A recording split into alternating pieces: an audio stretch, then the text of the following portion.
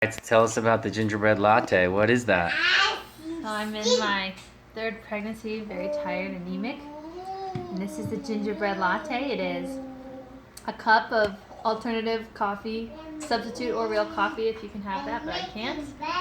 A tablespoon of molasses, a little bit of honey, cinnamon, ginger, and a tablespoon of coconut oil and a tablespoon of grass-fed butter. That's very good. Butter, coconut oil, molasses, and fake coffee. And is it almond milk or or regular milk? Just water. Water. Yeah, because the oils make it. How is it? Good? Yeah, it's really good. It is? Yeah. What about those guys over there? Did they, is that what Francesca's drinking over there? It's not coffee, so I gave her a little bit. All right. Well, did you drink this during your pregnancy with Francesca and John? No. No? No. No. What'd you have then?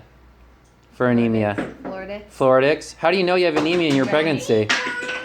Excessively tired. Oh, no. Yeah. All right. Good idea. We'll get that on. Hey, we'll get that on JB. Fire.